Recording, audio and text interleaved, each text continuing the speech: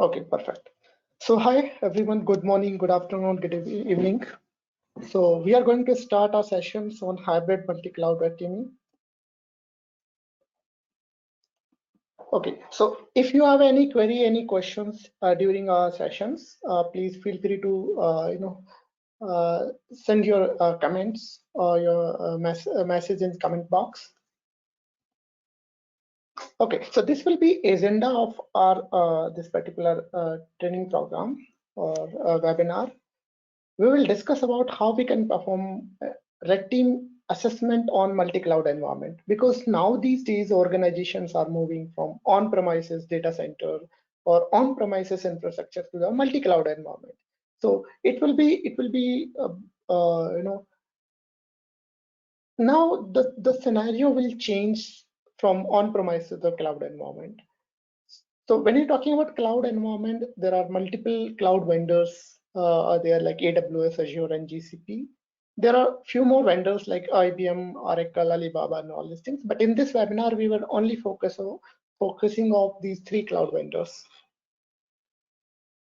So first, we discuss about how actually a multi-cloud environment look like. So once you have an understanding top view of a organization environment, then only we'll discuss about what will be our objective when we perform pen testing or red team assessment against these cloud vendors. Now, then we will discuss about different cloud providers separately, the core services like identity and access management.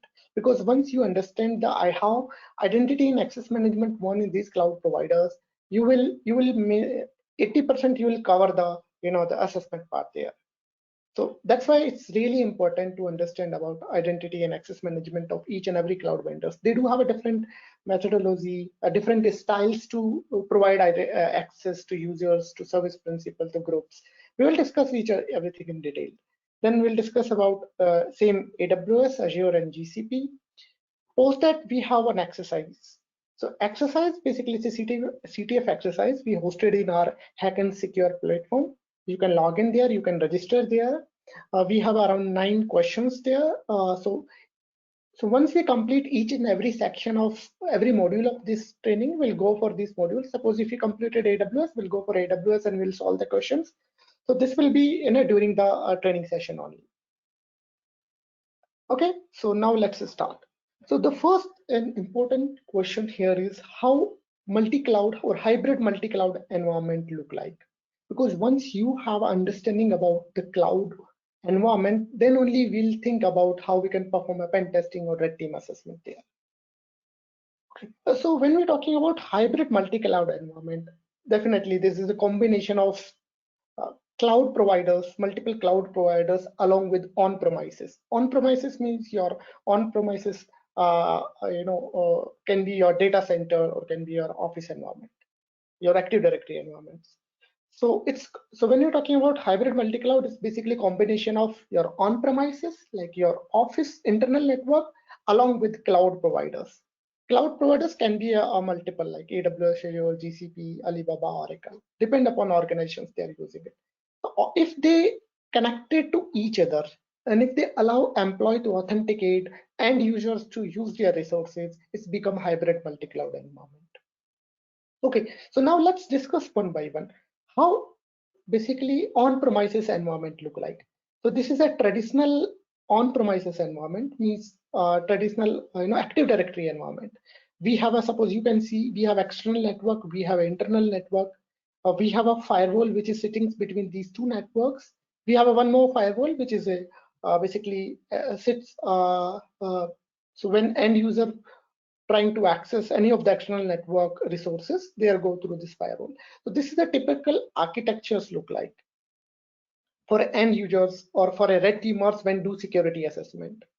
Now, this is applicable when they have only single domains. So suppose in an organization they have a multiple domains which is there in different regions, how they are connected to each other. So this is possible when we have a multiple domains. Like suppose, and this multiple domains become a forest. Suppose we have an ABC domain, then we have an XYZ domain. Suppose organizations can have multiple domains, like Google, they do have a multiple domains like yahoo.com, google.com, but these are connected to each other because employee of one domain, part of one domain, can access resources of another domain. So this is how typical look like. Why we're talking about this one? Because when you do a red team assessment, our motive is to compromise full organization, whole organization. When you're talking about whole organizations, means we have to compromise this full forest. So suppose if you compromise one subdomain, then you have to laterally move to the another, this same domain, root domain, and then you have to laterally move to the another domain which have a trust relationship. So this is how we can compromise. So this is a typical, we can say, architecture traditional organization have. But now these days, apart from this architecture, organizations are also using cloud providers, their services for different purpose. Okay, now let's discuss each and every cloud providers a basic architecture one by one. Okay, so you can see when we're talking about AWS environment, this is a typical look like. So how we can see, like, just like these are my AWS account. So for an organization, they have hundreds of AWS account. All these accounts are connected to a master account. So you can see, so suppose one account they can use it for their productions, account they are using for their development, one account they can use it for their staging environment, or it can be a multiple accounts. Now all these accounts are connected to a single account that's called a root account. So when we do a red team assessment, we also understand that if you compromise one account, how you laterally move to the master account. So if you compromise the master account, that means you have a root on all other accounts. So that's the motive behind a red team assessment. And this is typical, each and every organization follow the same hierarchy or same structures. They can have multiple sub accounts, but all these accounts are connected to one single master account. Every policies, everything is pushing from this master account. We will discuss in a detail how it's look like, but second thing, when you're talking about Azure, so basically Azure have these three different components. Maybe you heard a lot about Azure AD, ARM, Office 365. These are the three major component Azure have.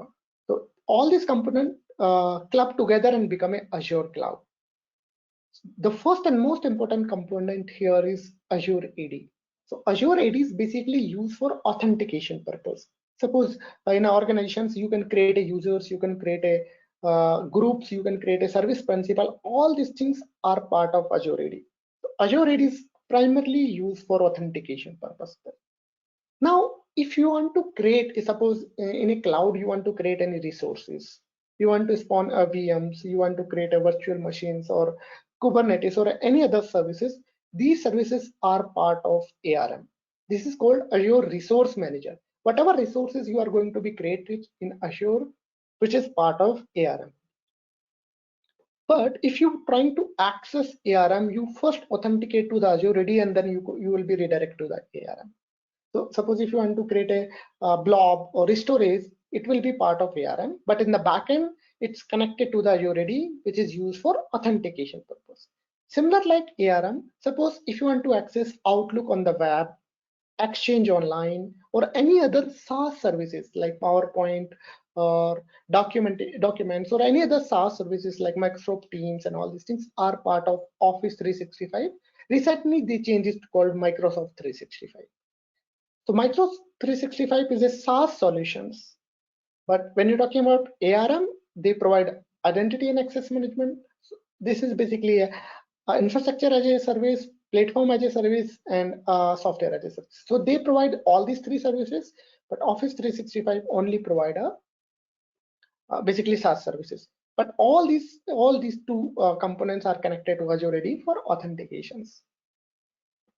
Now, when we're talking about hierarchy, this is the hierarchy followed by Azure.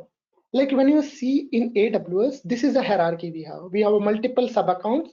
All these sub accounts are connected to one master account. Similar like this in Azure, we have a multiple subscriptions. Subscription is similar like our AWS account. Subscription is basically used, just suppose these subscriptions we are using for productions, one subscription for we can say staging, and one subscription for development, one subscription for different team. You can also create it. So basically, subscriptions, all these subscriptions are managed by management group, and which is connected to Azure tenant. So whenever you create a Azure cloud account, they will create a tenant, and all the subscription are part of this tenant only. So when you're talking about, when you comparison to AWS, it seems like this is our master account, and all the subscription are our sub accounts or child account. Within the subscription, you can have a resources like bucket, via virtual machines, blobs, and etc. are part of these particular subscriptions. But subscription is the main entity which is connected to Azure tenant. Okay, so this is typical Azure architecture look like. So when we do the security assessment, suppose if you compromise a virtual machine, sorry, 1 second.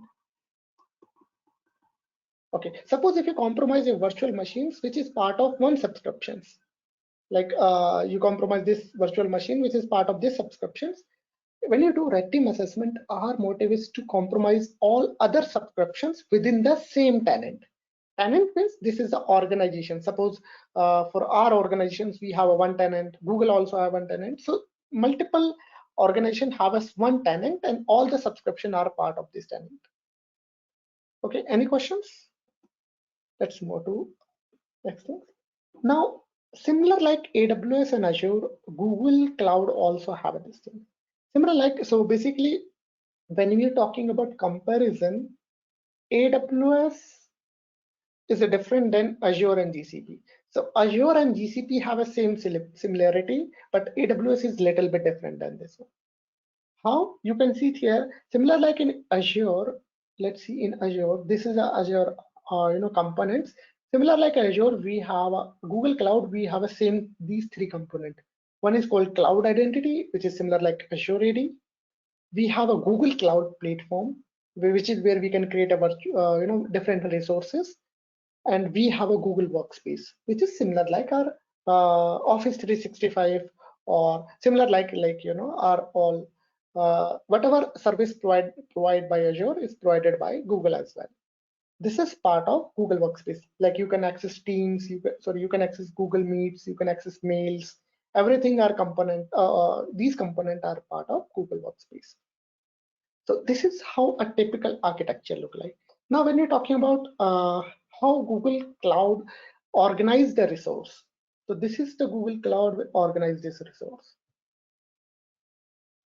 So you can see here, we have the first thing, we have an organization, which is a topmost entity.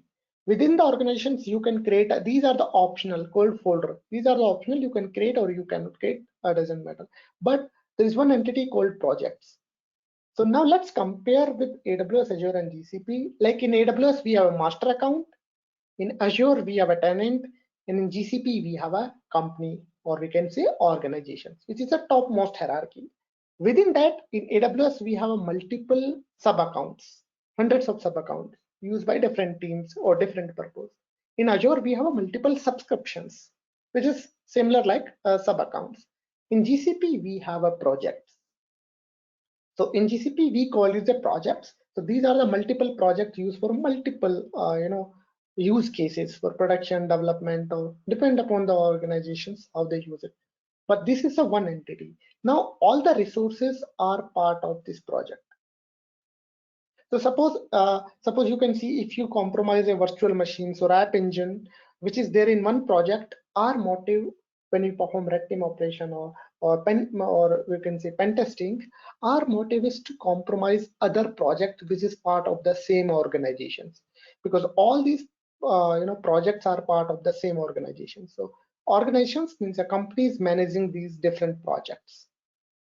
So this is a typical architecture or hierarchy look like in AWS, Azure, and GCP.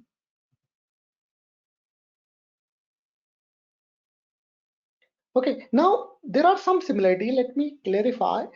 Let me compare with Active Directory environment as well, because now we compare it AWS, Azure, and GCP.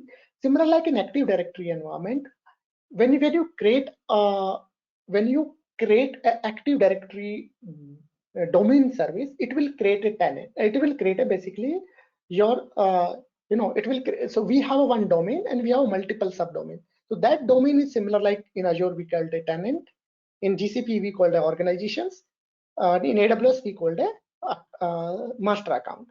Why? Because when you create in Active Directory environment, when we installed a ADDS service, the name we have to specify the domain name abc.com. Similar like these organizations also have a one domain attached to this one. Similar like in Azure as well, the tenant has to have one domain attached to this one, which is the primary domain. And if you want to use a multiple domain, that called a multi-tenancy environment, multi-organization environment, or we can say account environment as well. But this is a similarity in Active Directory environment, AWS, Azure, and GCP. Naming convention is different, but the concept is the same these days. So any questions here? Okay, so we discuss about the core components, the hierarchy, top view of these three cloud providers along with Active Directory environment. Now, how we can say they become a hybrid multi-cloud environment, because these are the three, suppose three cloud providers are three different places. How we can connect to each other to become a hybrid multi-cloud environment? So you can see there are two types of connectivity. One is called network connectivity, and second one is called identity-based connectivity. So let's see how this network-based connectivities work. So you can see we have a AWS cloud, we have Azure cloud, we have a Google cloud, and we have a on-premises Active Directory environment. How this network connectivity work? Either we have a site-to-site VPN between these cloud providers and Active Directory environment, or we can use a dedicated line. So these three cloud providers provide a dedicated line, or basically a dedicated service which we use to connect our data center, our Active Directory environment. So when we're talking about network connectivity, the means, suppose if there is a virtual machine running on AWS and there is one more machine is running on Active Directory environment, how they connect to each other, because there should be some network connectivity there.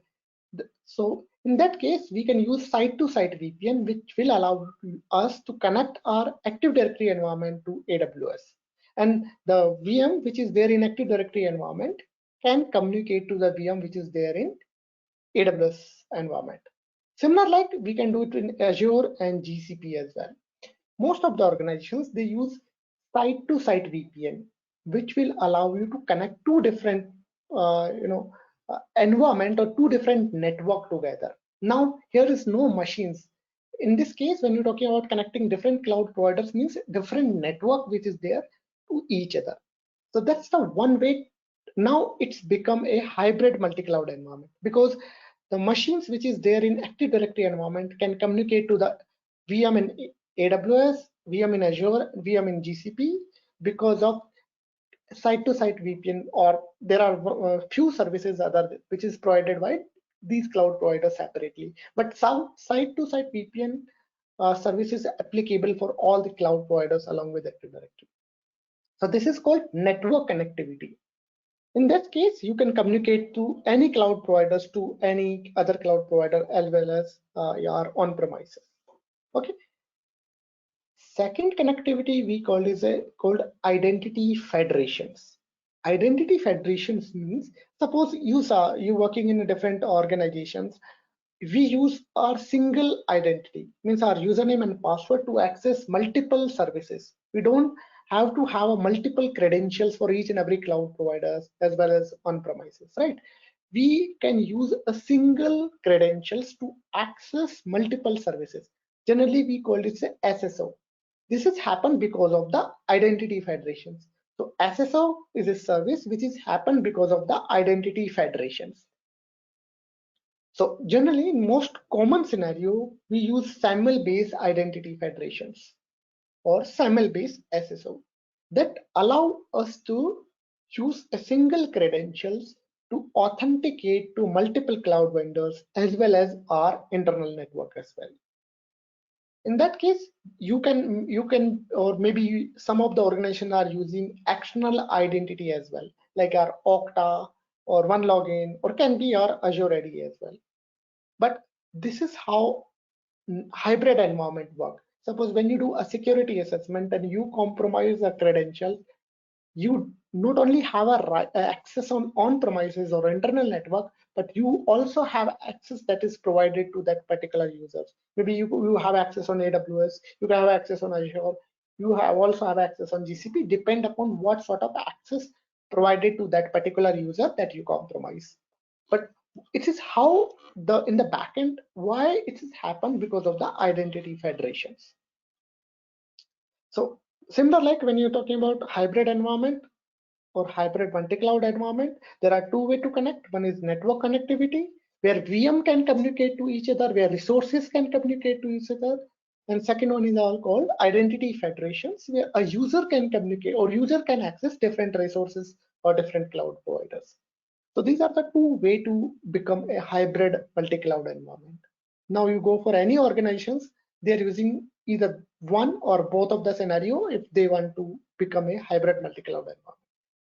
Now, from a red team perspective, what are the why we are worried about these things, or why we are taking interest on all these things? Because if you compromise, suppose you compromise AWS, your motive is to not just stop on AWS. Let's move to the Azure, let's move to the GCP.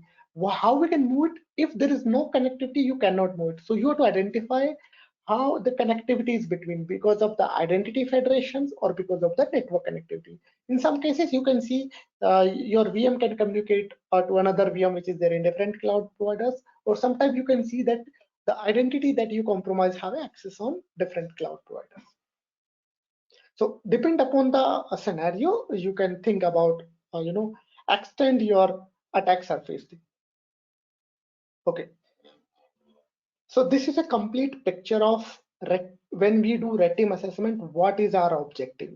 When you're talking about AWS, our objectives to compromise this primary account or master account. Once you compromise this account, you can compromise all the sub account which is part of this primary account. When you're talking about Azure, our motive is to compromise this tenant, main tenant, because all other subscriptions which is there for this particular organizations. Let's suppose this is the ABC organization. All the subscription are part of this organizations. So once you compromise the full tenant, you have a global admin in AWS. Azure, the topmost privilege we have is called global admin. Just like in our Active Directory environment, we have a domain admin or we have enterprise admin, right? Similar, like in Azure, we have a global admin. So suppose if you compromise the global admin, you can access each and every subscription which is part of this particular tenant. In AWS, this is called we can say administrator account on this master account. When you have an admin on this master account, you can compromise or you have access on all the sub accounts. Similar, like in GCP, if you compromise GCP organizations, all other resources are part of this, all other project basically are part of this organizations, you can access it. In GCP, we call it a organization admin. So here in AWS, we call it administrator, master account administrator. In Azure, we call it a global admin. In GCP, we call it the organization admin. So these are the three primary, critical or topmost privileged roles have in these three cloud providers. Similar, like in AWS, in our Active Directory environment, we have a domain admin, or we can say enterprise admin. So that will be our motive when you do a red team assessment or pen testings, to become on or to have a rights or privilege or compromise on that top level. Okay, so yeah, this is our review. Now when you're talking about credentials, this is really important. So very simple, when you're talking about any of the cloud providers, there are two sort of credentials. One is long-term credential and one is short-term credentials. Long-term credentials means the credential which is valid for a long duration of time, which won't expire until you have to expire it explicitly.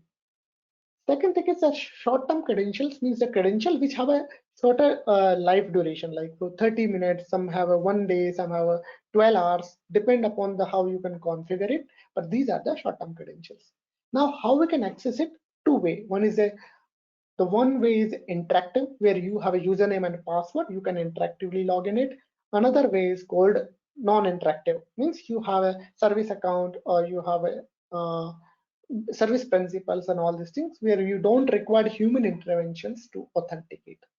But this is an overview how the credentials work in hybrid multi-cloud environment. Any questions here? Now let's move to the AWS. But before that, if you have any questions, please let me know, because we have a limited time. And now I'm just sharing one link with you, so you can also follow along with me. So this is where we have our CTF. So you will get to know better idea when you do a hands-on with you. So once you complete these 9 challenges, you also get a digital certificate on your mail ID.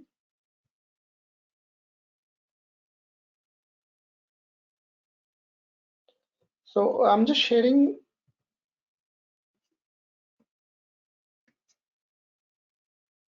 I'm just sharing this link. You can log in.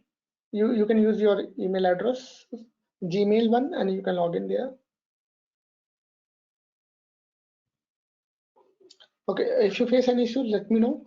So how we can log in it? Simply, you can use your email, Gmail, and you can log in it. Now, first we complete AWS and we'll go for each and every challenge one by one. Then we'll go for a GCP and then Azure.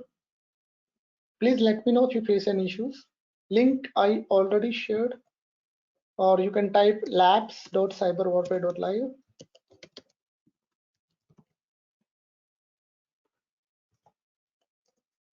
You can see this.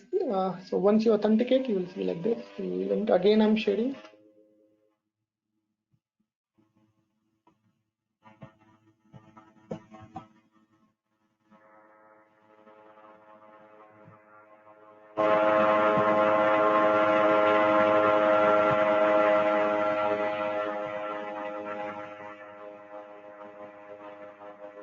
Okay, so you log in. Any questions? Anybody facing? Labs.cyberwarfare.live.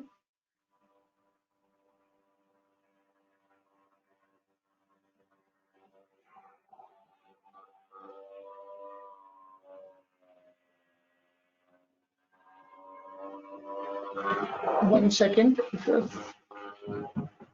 Yeah, log in with your Gmail account.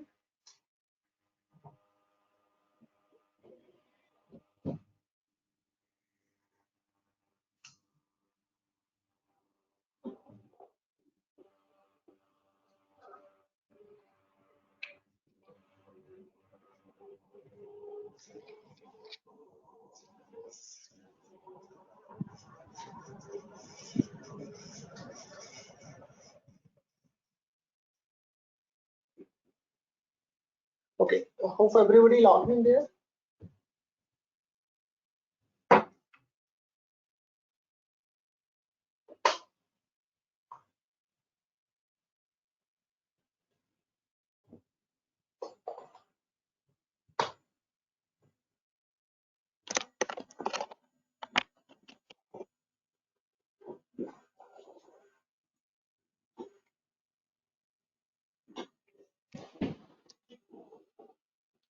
Okay, great. So let's start. So once you complete, please make sure you complete all the challenge, because you can get the certificate here only, digital certificate. So there are 9 questions are there. So first we'll complete the one session, one sections, and then we'll go each and every section one by one. Okay.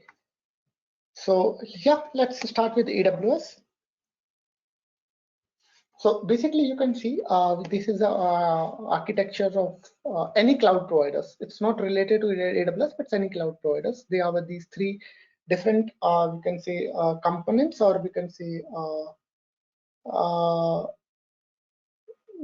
components. Like the one is called control. This is our cloud space, where we have a GUI, means the portal access. Second one is we have a control plane, which is there in the backend.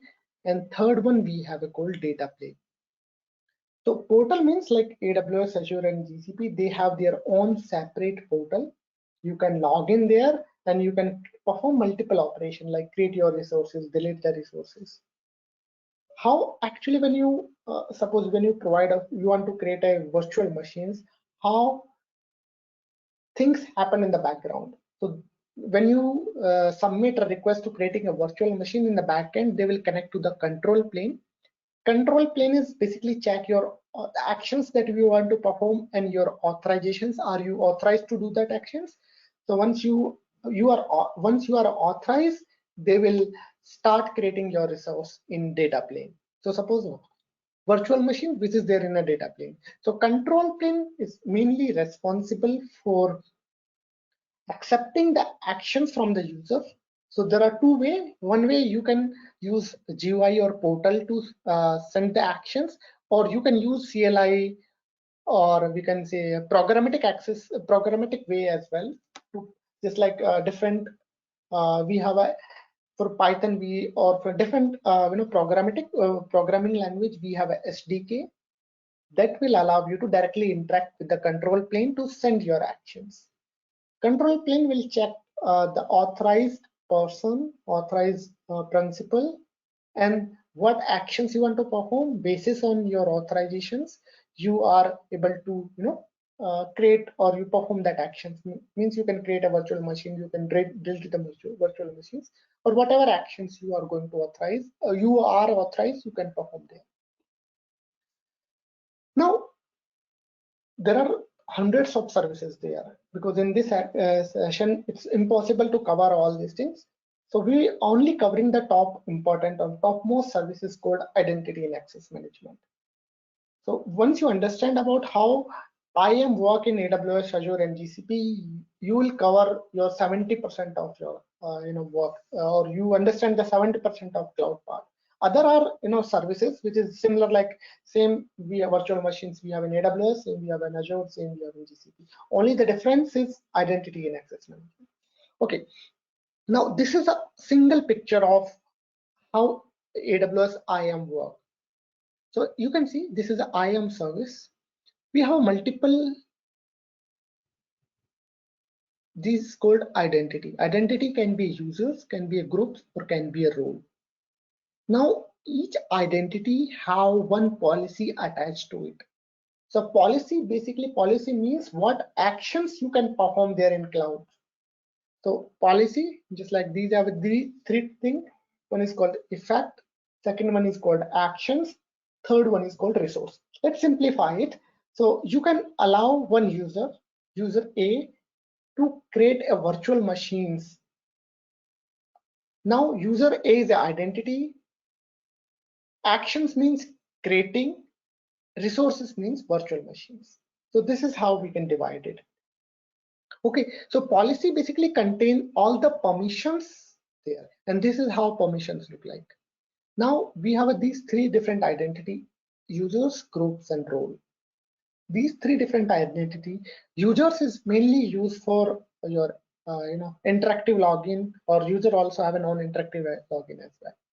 Role is basically mapped to your AWS services only. Like you can attach your roles to your virtual machines. You can attach roles to different AWS services only. When you're talking about policy, how this policy look like? So you can see it here. This is how a policy look like. This is the ARN of this policy. What is contained is contained effect. Means you can create a allow policy or you can create a deny policy. Similar like in firewall, we have allow or deny rule, right? Same like in AWS as well. We can create a policy. Policy means policy contain multiple permissions. So this is how permissions look like. Effect, if it's allow or deny. Actions, what actions you want to assign to this particular user. So there are 3-4 actions like create, update, read, and delete. So same like these actions are there. And then we have a resource. Resource means where you want to perform these actions. Resources can be your virtual machines, can be storage, can be your container services. So these are the services, it's called resources. So this is how policy look like in AWS.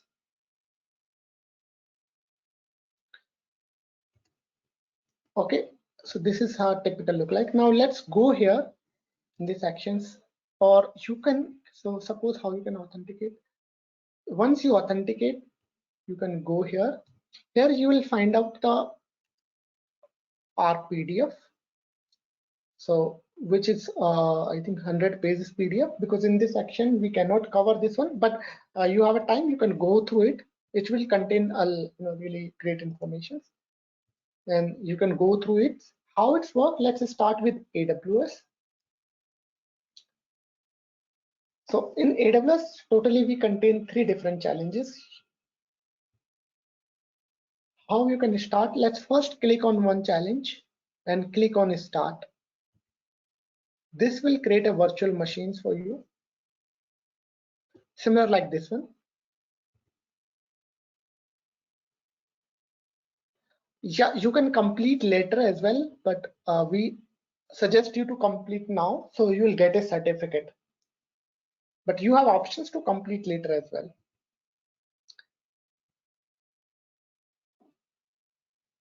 Now let's try to connect, and it will create one virtual machines for you.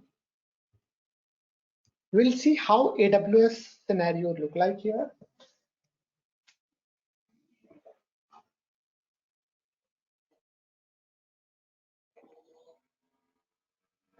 Okay, so now let's open a terminal here.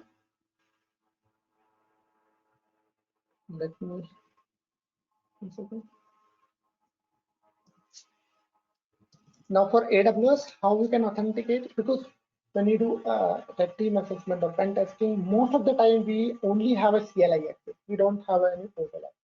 So let's familiar with the CLI to get this information.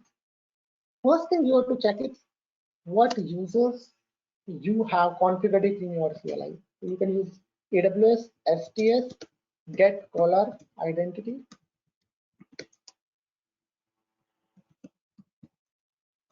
And once you've done it, you can see.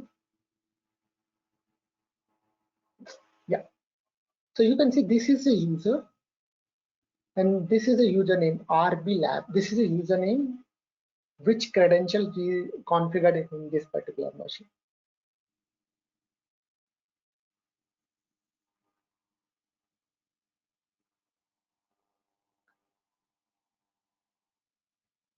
Yeah, so this URL, there was some issue in HTTPS, so you can try it here.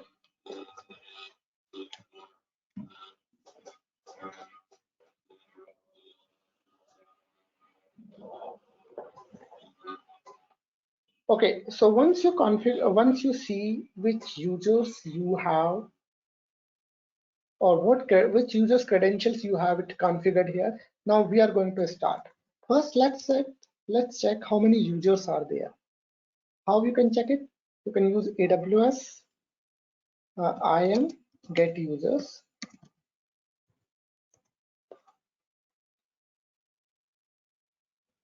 Sorry, one second, get users.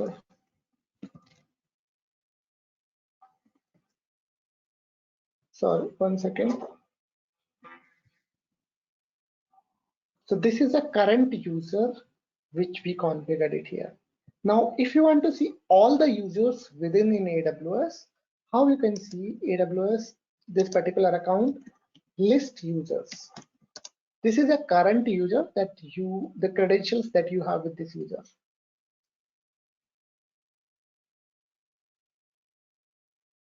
So this will list it down all the users which is there. Suppose this is one user. So all the users which is there in this particular. Now let's start one by one.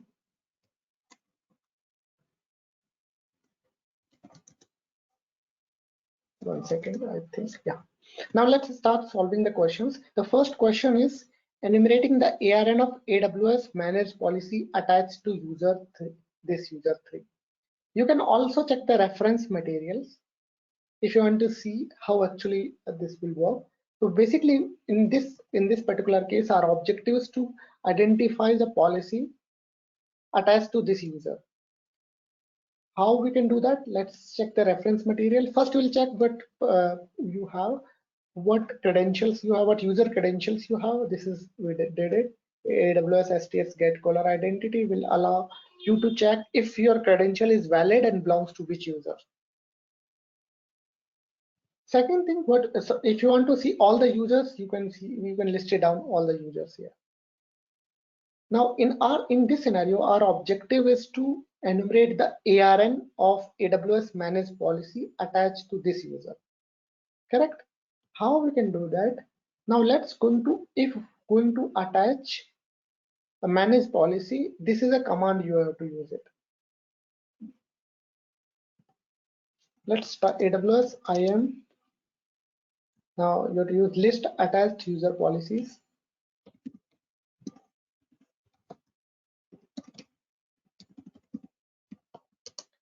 This will list it down the policy which is attached to a user.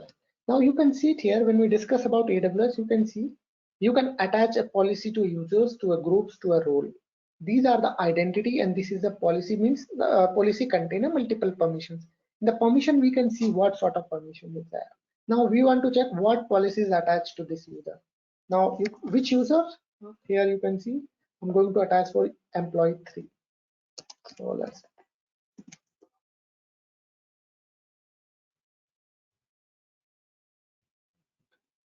now the question was the ARN of AWS managed policy.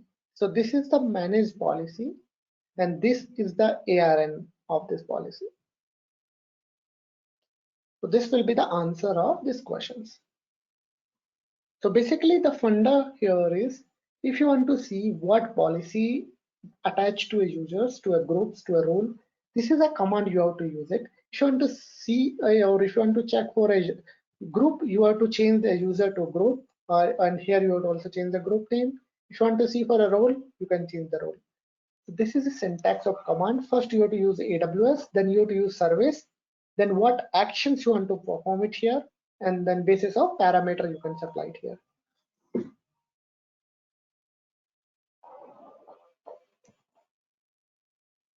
Now go here and in you can see the flag validation field, you can paste it here. Once you submit, you'll complete this challenge. So here we are going to identify what permission attached to this particular, what policy is attached to. This is the policy which is attached to this user. So similar like you can identify the policy. Okay, now let's move to the second challenge. Second challenge is enumerate the ARN of the user who can assume role. This is the role.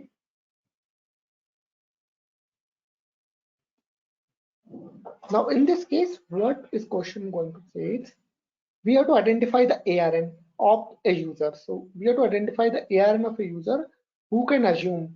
So there is one role named assume role. We have to identify who can assume this role. So now let's go here. So whenever you feel stuck, you can go and reference material and you can see. So let's copy let's use this command. If you want to see anything related to roles, you can use this command. Let's see AWS IAM list roles.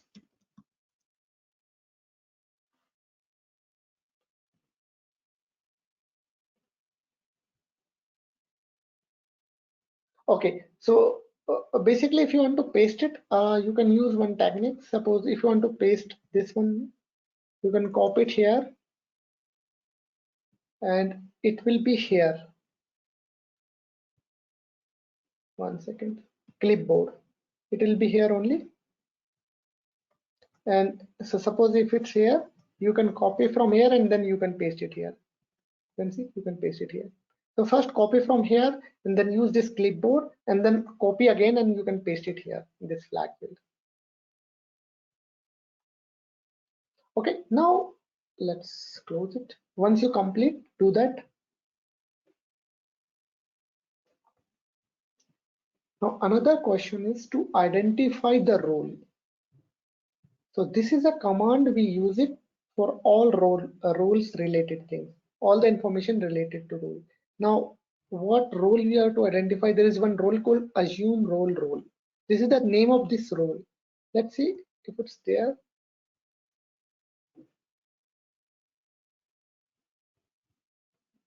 So you can see second only, you can see the role name is assume role. And if you want to see who can assume this role, this is the ARN of a user. ARN means in AWS how we uniquely identify each and every entity. So each and every resources can be users, can be groups, can be virtual machine. Everything is uniquely identified by this ARN. So this is the ARN which is belongs to this user, which is a uniquely in AWS environment. So this is a user who can assume this role. Assume role means user can retrieve the short-term access token for this particular role. And basically, this user can impersonate this role. Just like in a Active Directory environment, we have a delegations, right, which is impersonating any other entities. Here also we follow the same way. Here user can impersonate this role. Why? Because we allow this user, so user can impersonate this role. Okay, so this is the answer of this one. Now let's move to the third questions. Once you complete it, supply in a flag validation field, done it. Third question is enumerate the number of users member of developer group. So in AWS, if you want to see anything related to groups, you can use this command. AWS IAM.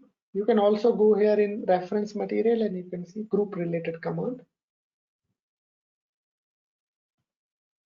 List group will give the all the groups which is there in this particular account. So you can see there are two groups, developer and DevOps. These are the two groups which is there in AWS account, this particular AWS account. Only two groups are there. Now what we are going to enumerate, what is our objectives to number of users, member of this group. So group basically contain a multiple users or can be, so when you say multiple users means we can add multiple users or to a part of this group. This is called a member of this group. So if you want to see here, if you want to see any information about this group, you can use this command. AWS IAM get group name.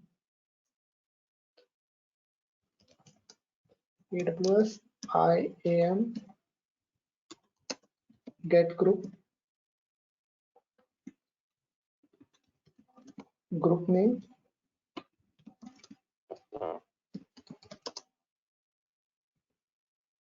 And the name of this group, what we are going to do for developer team. Developer.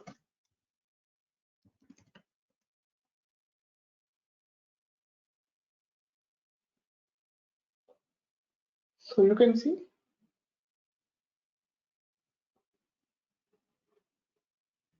so there are two users, user employee 1 and employee 2. These are the two users which is part of this group, as well as group also. So this is the information about this group.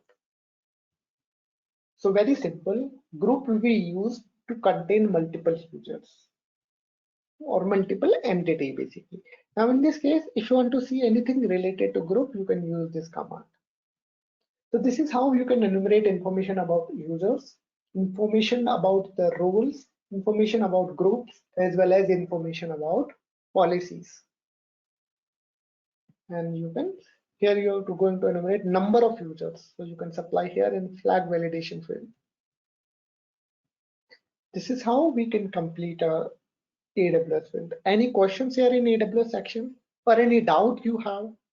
Because we have a limited time, so we cannot cover hundreds of things, but yeah, these are the important things. Or you can also try. So this users have multiple permissions. If you want to try your own, you can try multiple things there. So the best way is go through this study material here, the resource sections. We have all the commands, all the multiple things are here. You can go through it and you can try it here in this particular virtual machines.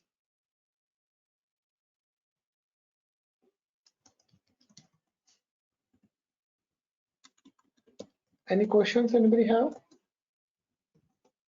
If not, we'll move to the next section. or next module.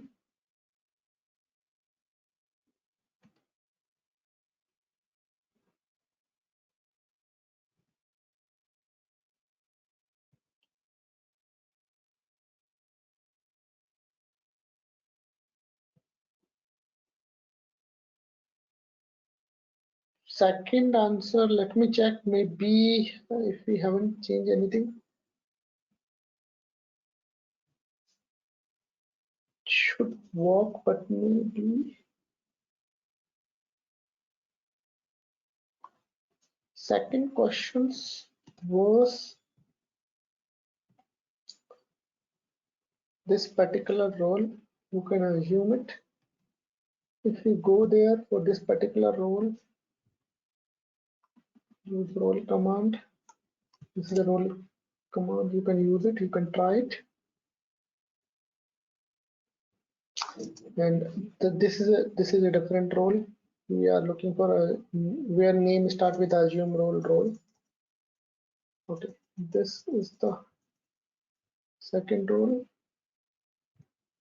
and this is the assume role one, and this is the ARN. We'll check if this is the ARN. Let's check if it's correct or not. I think this is the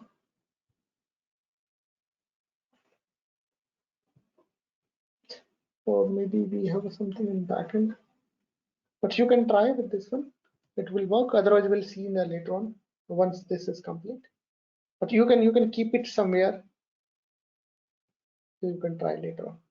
Okay, now let's move to the another one.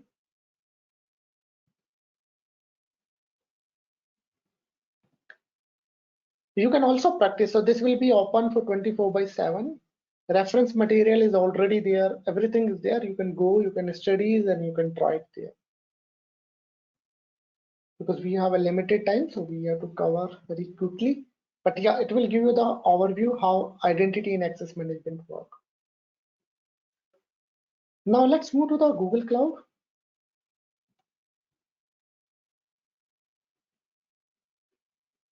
So this is 24/7. So this lab will be available 24/7.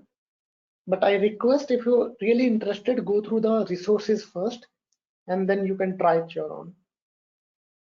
Now, when you're talking about Google Cloud, it's similar like Azure.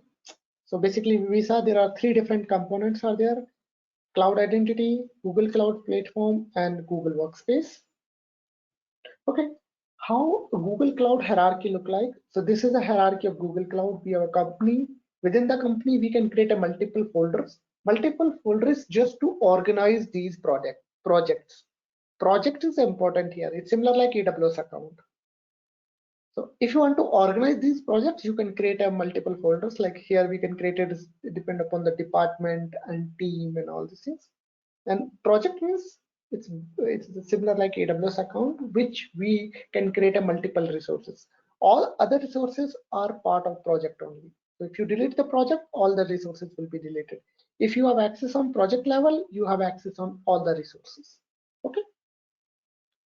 Now, yeah, important thing here is how identity and access management work. In AWS, we have different. So suppose if you're talking about AWS, you can see we have multiple members or multiple identity. We can attach policy. We can attach a permission in terms of policy to these particular entity, and they have a rights there. Depend upon what right we configured here in these policies, like actions or resources. Similar like in GCP, how this identity and access management work. The first thing we have a called member, where we are going to whom we are going to provide the access. Member means member can be your user, or member can be a service account. There are two type of members are supported in GCP. Now members is an identity which have a permissions. What permissions they have, which is there in terms of roles. So in AWS we have a policy. In GCP we call it the role. Role basically role contains a set of permissions there. Okay, so suppose this is user which have this role. Where this have a role, this user have this role on this particular level. for particular resource. So this have an organization level, folder level, project level, or resources level. So what is the major difference in AWS and GCP is, in AWS we have a identity-based policy. Means you can directly attach policies to an identity, a user's group or role. In GCP, we have a resource-based policy. That means policy is attached to a resource. So these are the resources. It can be your organizations, can be your folder, can be your project, or can be your individual resources like your virtual machine, the storage, and all these things. Now, suppose here we can say a member have a owner permissions on organizations, or a member have a owner permissions on this folder, or a member have a permissions on projects, or member have a permission on resource. But interesting thing is here is, if you provide a permission in top entity, it will be inherited. Suppose there is one member, member one, which have a permission like role one. On organization level, that means this member have a permissions, the same permission all other sub entities or child entities basically. So that's the different here in GCP. Same we applied on Azure, because AWS follow identity-based policy, Azure and GCP follow resource-based policy. So you can see how it's look like.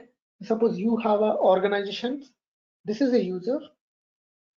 So suppose this is a user which have a what permissions? These are the three permission, or these are the three roles. Each and every roles contain a multiple separate permissions on this particular resource. Means this is here in organization level. You can see permission for organizations, permission for project, permission for individual resources.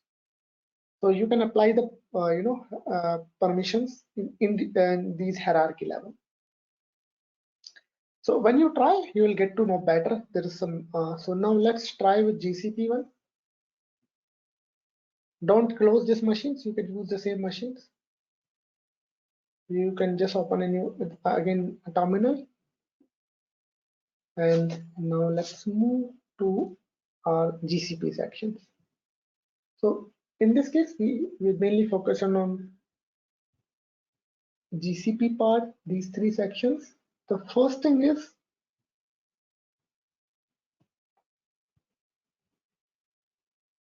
anybody have any questions?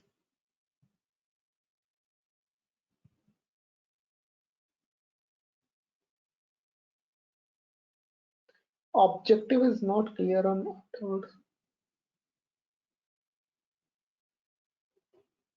So we'll discuss him later on. Once this these part is completed, we'll discuss. Don't worry, we'll discuss on it. Yeah.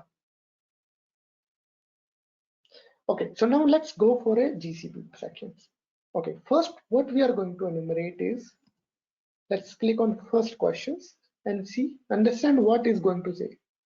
Enumerate the name of custom Google Cloud storage name. So cloud storage similar like in AWS we have a bucket. In Azure we have a blob. In GCP we call it a cloud storage.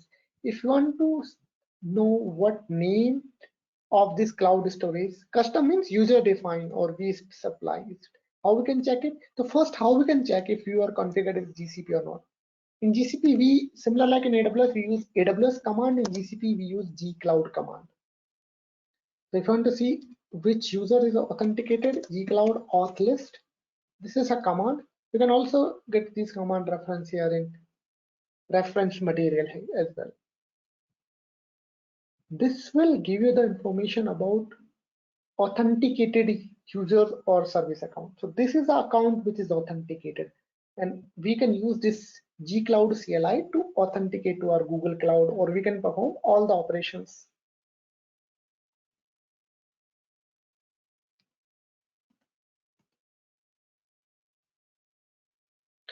Okay, now our motive is to, this is our objective, to enumerate the name of custom Google Cloud storage. So suppose if you know that you are authenticated already, you can use gcloud and you can just simply type enter. it will give you list of all subcommands here.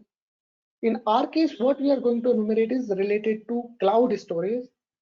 So you can see this is these command for CI/CD, these command for compute, these command for data analytics, these command for identity. Now for us, we are going to enumerate. So suppose if you forget that command, you can use the CLI only to identify this correct command. For storage, yeah, you can see. So there are multiple type of storage like file store, Redis servers, and all these things. We are going to enumerate about storage. So you can use this one. Now, what actions you are going to perform? List. So basically, list, get, and all these actions are valid there. Okay, yeah. So first you have to see the buckets. How many buckets are?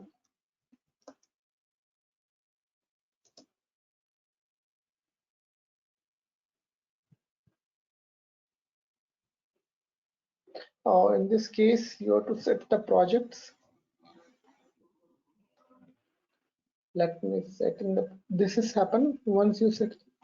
Or we will try beta or Google. Let's try alpha one. There are multiple versions of G Cloud. Let's try alpha one. If project is net set, let's try alpha one. Storage ls.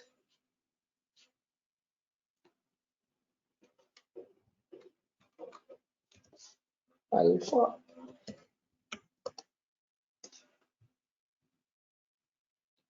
So generally different. We have to set first. Let me set the project.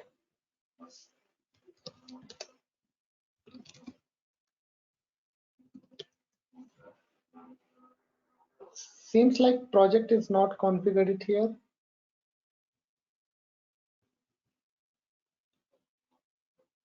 You can see projects. So how you can set the project? Let me first identify the project name. So how we identify the project, that is the important question here. And that is one more target. So when you're looking for this email address, project ID is already there in this email address. So you can see this is our username or service account name. The second, this one is start from @ till here it's called project ID. And at the end, this is denoted from the Google side. So this is our project ID. So if you identify anytime in this one, just like when you talk about user account or user email address, we identify the domain name that belongs to this organization.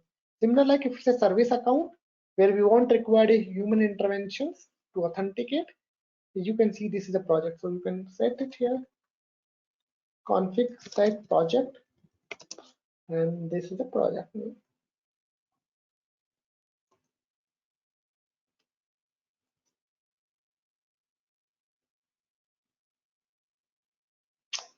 Now it's configured it, okay.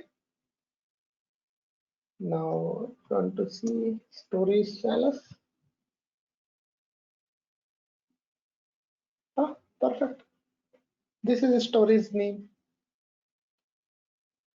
So this is how you can interact with Google Cloud. Google Cloud, important thing is the project. In email ID of service account, you can see the project ID, you can set it, and you can. So you can supply your valid credential, flag validation here. Okay, so you can also go through the reference material. This will give you the idea. Or if you want to go through a more, you can. If you want to understand or you want to learn a lot or more, you can go through our resources, which is there in Getting Started section. Okay, now let's move to the second challenge.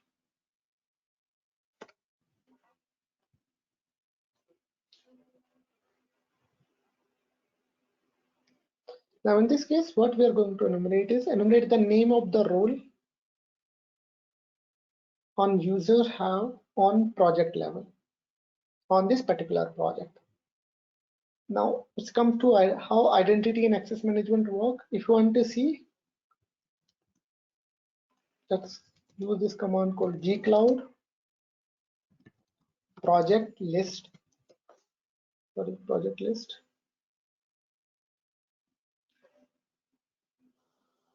So this service account have multiple project access. We are going to enumerate on this section as well, only this particular project, because you want to see in this particular project. If you want to see all the role assignment here, you can use command get IAM policy and project name, project ID you can specify here is this one. If you have a multiple projects, similar like in this case, we have a 3 projects.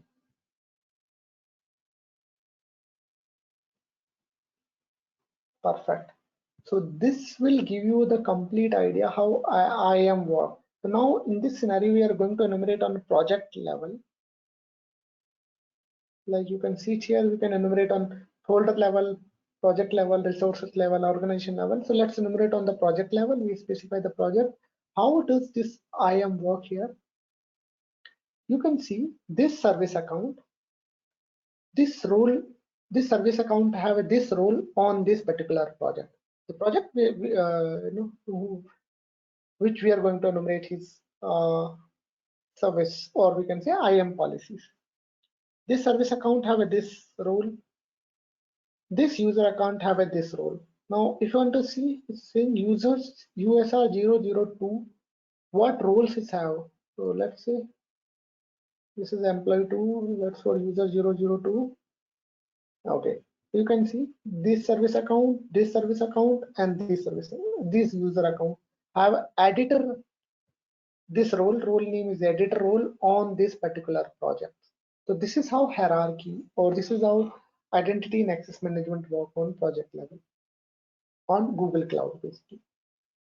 So you can go every resource, like you can go organizations, you can see this organization IAM policy, you can go project folder and you will see IAM policy, then you will go project and you can see IAM policy. Similar, like you can go for resource and you can see the IAM policy. So individually you can go for each and every resource and you can see the IAM policy. This policies look like this one. We have a member and we have a role. Okay, this member have this role on this particular project, particular organization, particular folder, or individual resource. Okay, so you can go through this study material.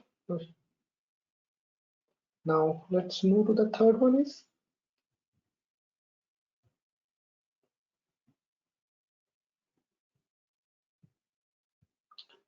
specify in a correct way.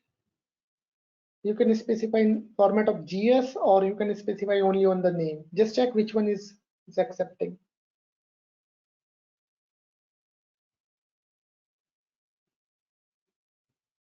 Okay, now let's go for a third one. Don't worry if some of you are facing this one. Once we complete these 3, we'll solve all these things. Don't worry about this thing. But first focus on what we are going to achieve, how we are going to achieve, what is the motive behind it, and how we can do it with CLI access. Now let's go for a third one. Third one is predefined role. Similar, like we want to see, enumerate the name of the predefined role user 00 have on this particular project. So when you say in GCP role, there are different roles are there. So there are 3 sort of roles. One is in predefined role, the role which is defined by Google itself. Second one is custom role, and third one is generic role. So owner, editors, and all these things are the we can say generic roles are there. Then we have a predefined role. Apart from these role, we have a predefined role. And if you haven't found any predefined, you can create your own role. This is called a custom role. Now in our case, we are going to enumerate a predefined role for this particular user on this particular project ID. Same command we can use it, that we use it because we are going to enumerate IAM policy on this particular project. But in this case, we are going to check predefined role for this particular user. Now let's go. Okay, so you can see this user, how there is one role. This is predefined role. Only editor, this is a predefined role. How we know this is a predefined role? You can search on Google, and there are 3 sort of roles are there. Even the PPT that we shared, we discuss about how the roles it works. So there are 3 sort of roles. One role is common role, which we have owner, editor, and reader, or we can say browser. Second role is predefined role. There are hundreds of predefined roles. All these roles are predefined roles, where we have like this one, where we have like some service and then role name. These are the predefined role. But the role like this one is a generic role, or we can say common role. These are the roles which have a topmost privilege. For this particular user account, this is one predefined role. Let's see if there are any other role for this account. No, it's not there. This one. So let's see. So you can check your end. Okay. So we can only see user 001 have this particular role.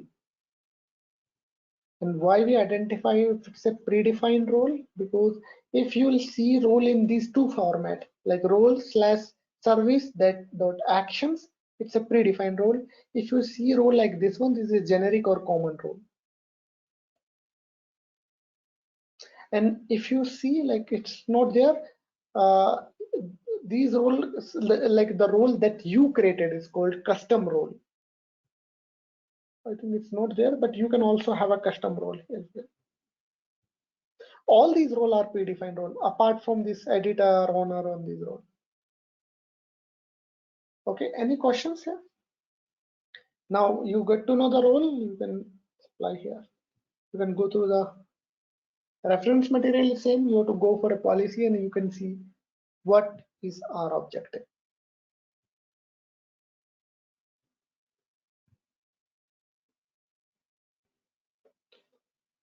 So once it's done, try at your end. Once it's done, we'll go for Azure.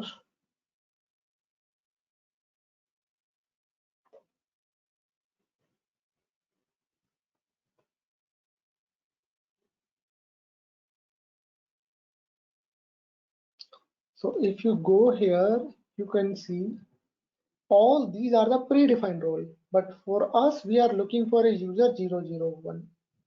When you go for a user 001, this is a role name which is there in this particular lab. So this is a role which is attached, or which this user have a this particular role on this particular project. So user have a this role. This is a user which have a this role on this particular project. So this is a role name. This is the name of the role.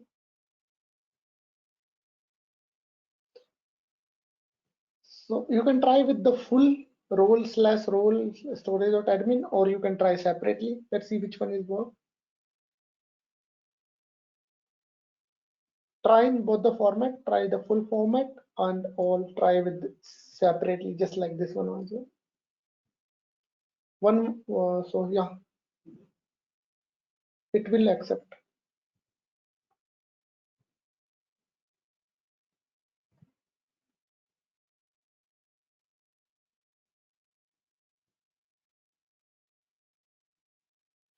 Okay, so let's done. Let's go for Azure and then we'll finish that one.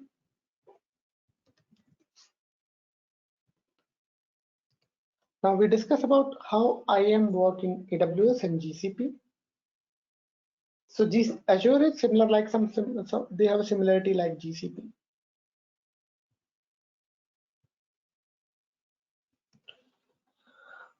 Okay, so let's move. So similar like in GCP and Azure, we have a three different component: ARM, Office 365 for Azure AD.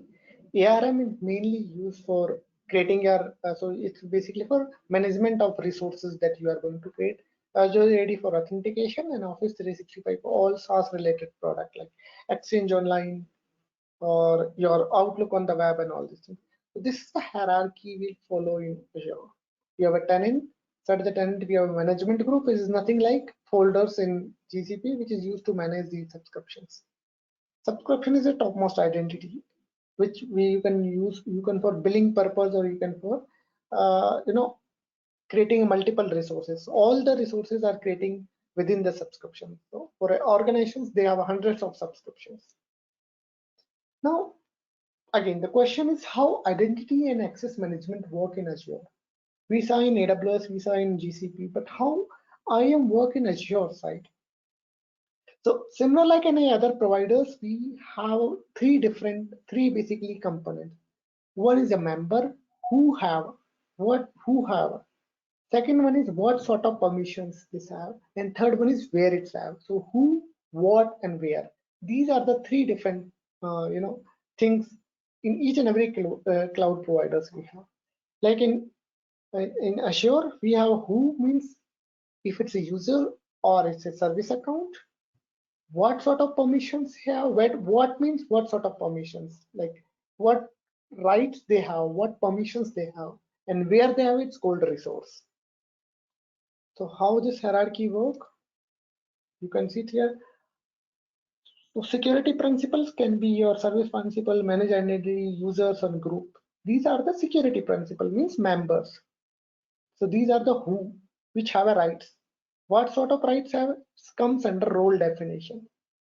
Role definition, you can define what sort of rights they do have, and where they have it comes under resources. So basically three things: who, what, where. So who these users have, what these are the permissions, where they have can be in management level, tenant level, management group level, subscription level, resource group level, or can be in individual resources. Similar like in GCP they also follow the same hierarchy. One more thing, if you supply on the top level, it will be inherited automatically on the bottom level. Okay, suppose this user have some permissions on a tenant level, that means this user have the permission in all other child entities here. So Azure is similar like GCP, Lisa. So you can see we have how this identity and access management work. You can go for a subscription and you click on access identity and access management. These are the role assessment or role assignment basically work. So you can see this user, this is a user. You can type, see it's a user, have this role on this particular subscriptions. Because at present, I'm going to enumerate on subscription level, the IAM policy on subscription level, or we can say role assignment on subscription level. This user have this owner permission, this application have its owner permissions. There are two different applications have multiple permissions, depend upon what roles they assign to this. It's basically similar like that we discuss who, what, and where. Who means a member, what means what roles they have, and where they have means scope, where exactly they have these permissions. Okay, so now let's go again. Let's clear this one and go for AWS Azure challenges.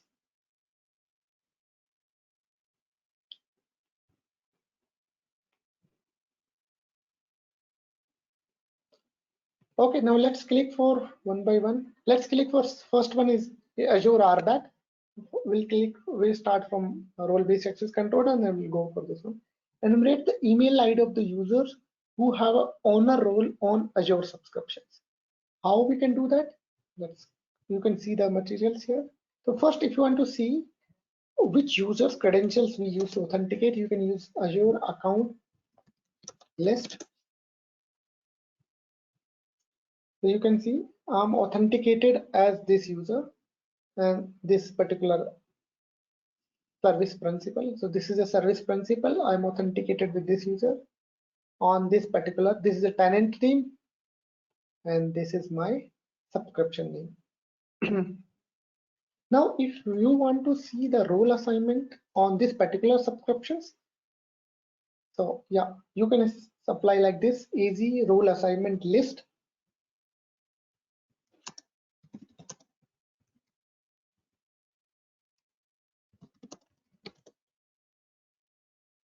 So there are multiple ways. If you can specify all, this will check the role assignment on subscription level, resource group level, as well as individual resource level. If you specify all, by default, it will take only on subscription level.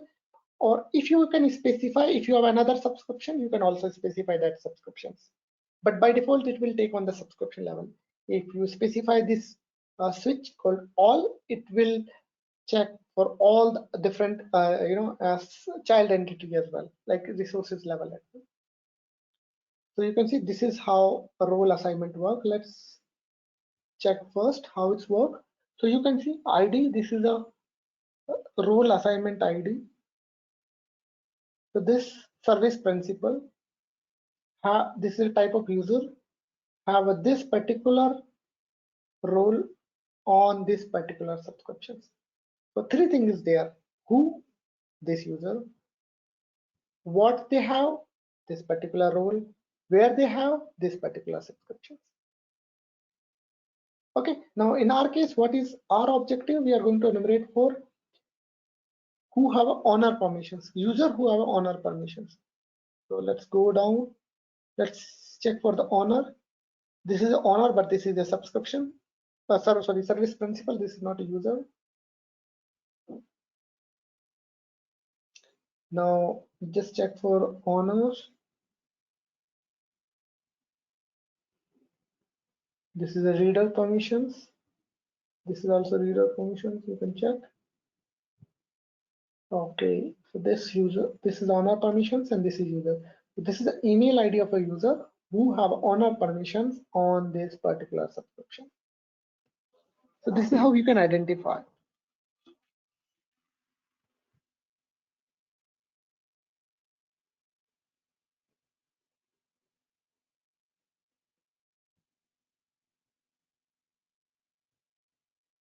Any questions here?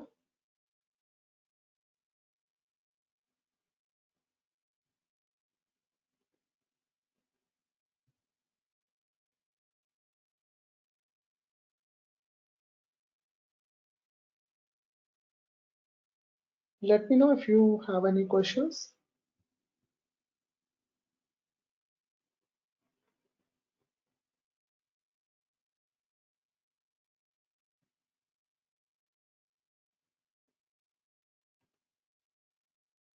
Perfect. Let's move next questions. If you completed this one, I request you to please spend some time, because then you will get to know or you can go through the study material. Yeah, we will share the recording, but PPT is already there. Credential is already there in this lab. You can go through it later on.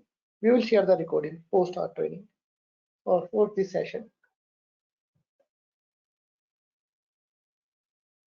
Perfect. Now let's move to the next questions. Click here. Let's move to the. Okay. Now in this case, what we are going to enumerate is enumerate the application ID of application name. So this is the application name. So applications is basically, so when you're talking about these cloud providers, there are two sort of access. One is interactive, one is non-interactive. Interactive means, suppose you are a user, you can go to the portal and the authentication happen on interactive basis. They will assign, you will assign your username, password. This is called interactive login. So in some cases where you don't require human interventions, just like your application running, or your application want to authenticate itself to the suppose application running in AWS authenticate to the Azure, or application running in on-premises authenticate to this one, or you have a Terraform which is going to be authenticate to your AWS, where you don't want human interventions to authenticate. That means application itself is going to authenticate. In that case, this is called a non-interactive authentication. In Azure, if you can use user or you can use applications. Application where we don't require human interactions. So application generally where we require a non-interactive authentications or non-interactive resource access in that case. So now if you want to see the application ID, how it's work, you can see there's a command called Azure AD app list, which will list down all the application which is there. So now let's AD app list it down. Similar like in user, you can also list it down applications. You can also list it down user as well. App AD user list, it will list down all the user in Azure AD. If you want to list it down application, but the purpose of this application is to authenticate where you don't require human intervention or you require non-interactive authentication. Now there are hundreds of applications you can check. So you can check the name of this application. What we are going to what is our objective is to get the application ID. Okay, now for this particular application, now you can specify the name of this application by display name, because there are hundreds of it will difficult to check.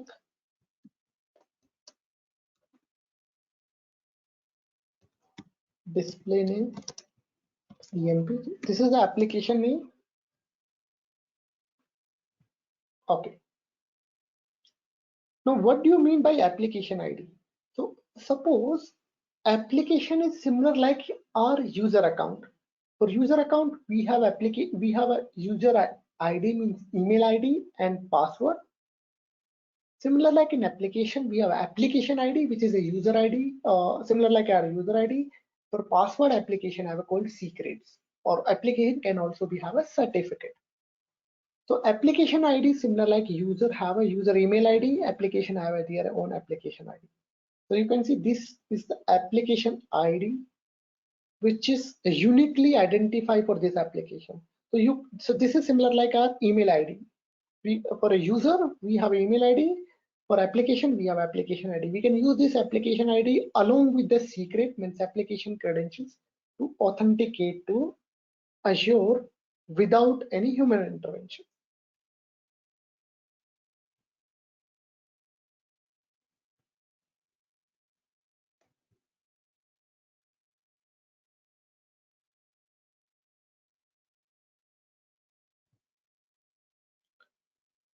So basically, when you're talking about honor means in a tenant, the topmost rights have a called Azure Global Admin. Global admins is a group which have a topmost rights. We can add multiple users. We can even add a service principal to that global admin. So there are some commands. You can check it in our reference material. We use different CLI to authenticate. In some cases, AZ CLI won't work in that case. So you can use Azure AD Connect CLI or Graph CLI in that case. But if you want to see, global admin is a group, or basically we can say it's a role where we can have a multiple user and multiple service account. All the members of that role, that means global admin roles, have a topmost rights there. So it's not like a single user. You can have a multiple user or multiple service account. This is part of global admin role. So you can try with different CLI. I think it's not work with AZ CLI. Directory role which won't work in AZ CLI, but you can try with different CLI. Same, if you have a normal user rights, you can identify which have a topmost role. Okay, now what we are going to enumerate is application ID. That's done. Now let's move to the third one. Manage identity.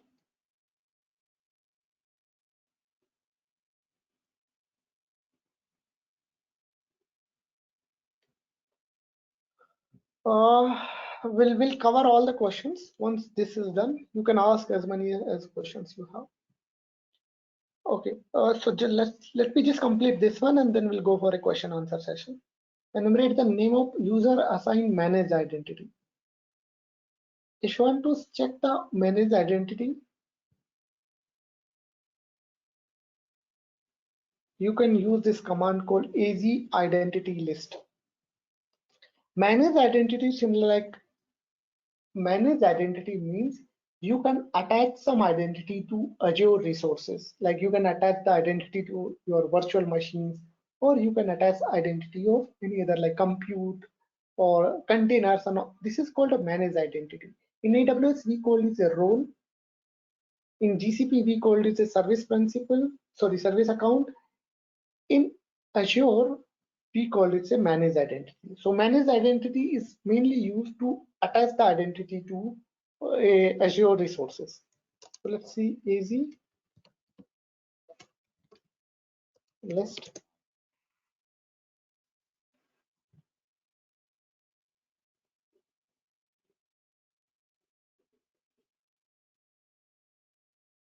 Okay, so you can see this is the name of a managed identity. Now it's asking for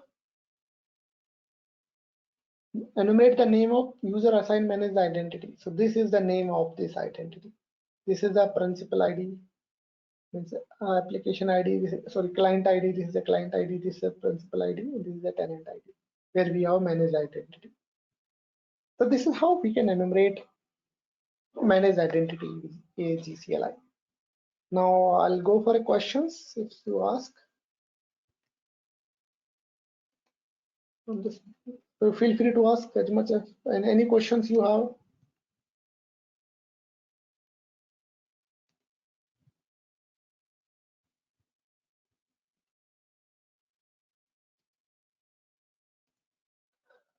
Okay, perfect. Now somebody asking about enumerate the email ID of the users who have an honor roll on Azure subscriptions. Yeah, you can do it simply like you can go here in the sections and you can see when you use this command AZ role assignment list, like we did it in past.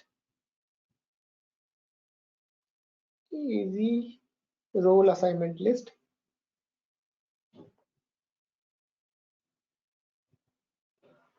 And if you want to see the honor, so go for honor who have honor. So you can see this is a user which have a honor permissions. Other user doesn't have a, like other have, but other service principal have a. But in this case, this is the owner. So this is the email ID of this user who have honor permission.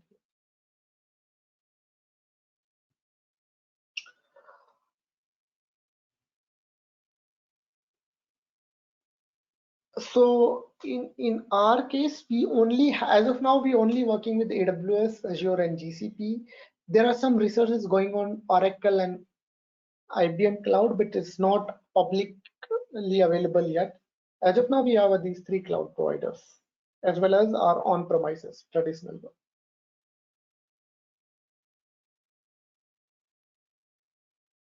Okay, it's good to use Parrot. So generally, when you do security assessment, we don't suggest to use any of the non pen testing virtual machines, because their user agent is known by cloud providers. So it's better you can use Ubuntu and you can install all the tools there. Because if you use Parrot OS, Kali OS, and all these things, your cloud providers will check your user agent and will block your access there. So you can use a clean Ubuntu image and you can install easy or whatever CLI you want to install it there, or you can even you can install different tools there. That's the best way we suggest you to use it, because in past we see if you use Parrot OS, Kali, or any known Linux distributions, they will block your access and they will get to know like if you're doing any red team assessment here. Can user belongs to global admin role change the password of Azure owner? So one question here, Azure owner is basically subscription level. When we have a global admin can do anything. Global admin can change the password of any user. Global admin can access any of the subscription which is part of that particular tenant. So global admin have a topmost permissions in Azure. So suppose if you have a global admin, that you can do any actions there. So global admin is a role. We can add multiple members in that role. Can be multiple users or can be a service principal there. So this is for Hack and Secure is completely free platform. You can go through the study materials. You can go through even there are a lot of exercise. If you want to try, you can try it. You can go through the study material and all these things. But we have a separate training program for beginners, specific that is a 3 days training program, where we have a 3 different kind of labs there. One is we provide a Terraform, so you can run against your cloud provider, you can practice there. We also do during the training, we have a, like in this scenario, which we are only enumerating the informations or enumerating the things, but actually when you have a separate CHMRTS, it's called certified hybrid multi-cloud red team specialist course, premium content where you get a actual different scenario, how you can escalate your privilege, how you will become a global admin in AWS, Azure, and GCP. Along with, we have a cyber range lab, which is mimic like any organizations where we have hybrid cloud infrastructures. You can perform red team assessment there and to compromise all these three cloud providers, literally move from one cloud to another cloud and all this thing. But this is separate package that we have.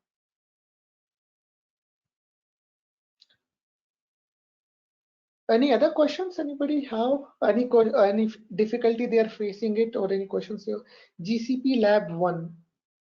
You mean questions? Can you please elaborate your questions there so I can help you?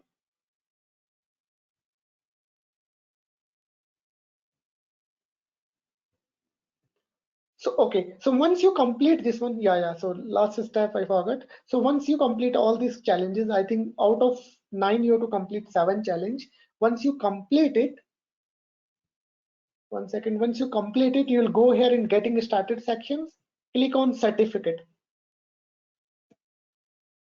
So once you can see, like you can specify you can change your email ID will be the same that you registered with us, and you can change your name and you can click generate certificate. But please make sure you complete 7 out of 9 challenges. So as of now I have a 0, so I haven't submitted this thing, but you can see if you have a green sign, that means you can supply your this thing and you can generate it, the certificate.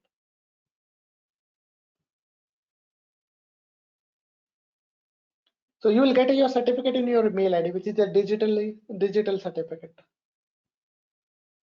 Okay, storage name showing incorrect. One second. Let me first go for a GCP. Sorry, AWS. Let's go for a GCP. Okay. Storage. When you click on the storage, when you use this command, gcloud alpha storage ls.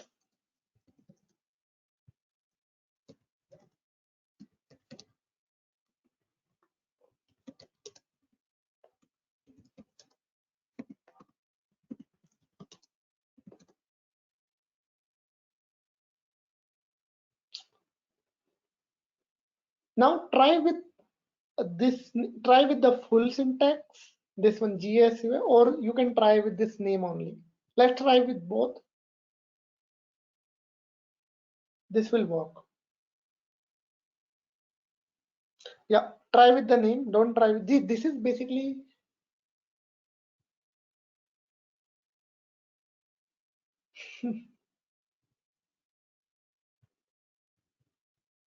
okay. Now objective not clear for AWS Lab 3. What should we find after enumerating the users?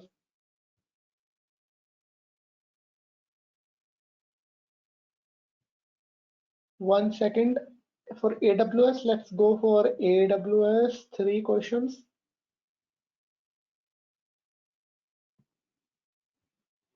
This is right, AWS.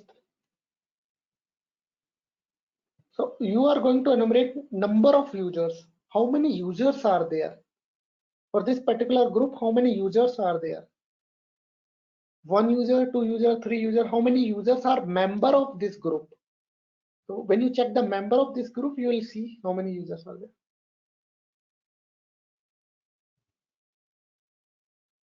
Yes, let's try with 2. And you can specify in flag validation field, it will work.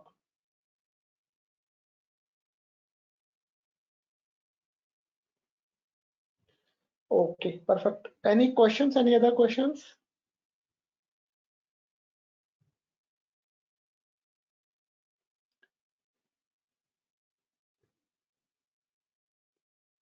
Great, thank you. So you can try it. It's all completely free, and in the future we are also organizing these kind of event. If you're maybe you can try with the free. You can understand when you are comfortable. You can go for a paid one. Otherwise, you can try a lot of information, lot of content there in a try as well. but please make sure you go through all these things. You utilize all the resources that we have and for free. Anyway, project to set the projects. So basically, when you go for a G Cloud auth list, very simple. How you can enumerate the projects? When you see, like, this is a service account. When you're looking for the email address, the first these will indicate the name of service account, and this will indicate the project name, and then we have this one. So this is the same for each and every one. These are part will change. So depend upon the service account name or depend upon the project name, this will change. But im.g service account will be the same. So by looking this one, you can identify the project name here.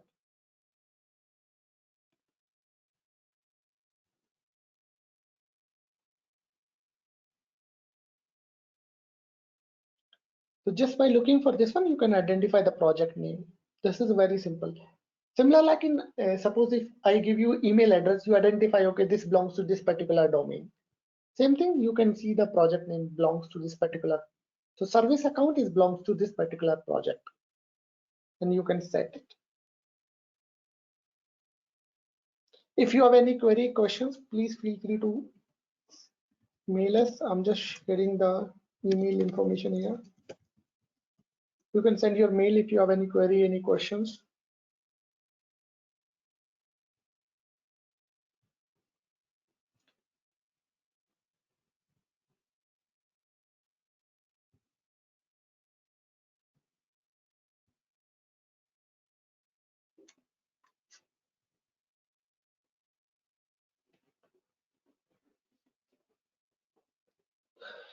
Thank you so much for your time. If you don't have, we can conclude this session. We will upload, we will share the recording of these sessions. You can go through it. Lab will be 24/7 available. You can go through the study material, you can practice, you can try there anytime. It will be available all the time. In the future, we are adding more content there. As of now, this is the content. So you can go through it, you learn whatever resources we have. You can utilize those things. Thank you so much. If anybody have any questions, you can send us a, so this is our email ID. This is our email ID. You can send us a query, your questions, anything you have. Till then, thank you so much for your time.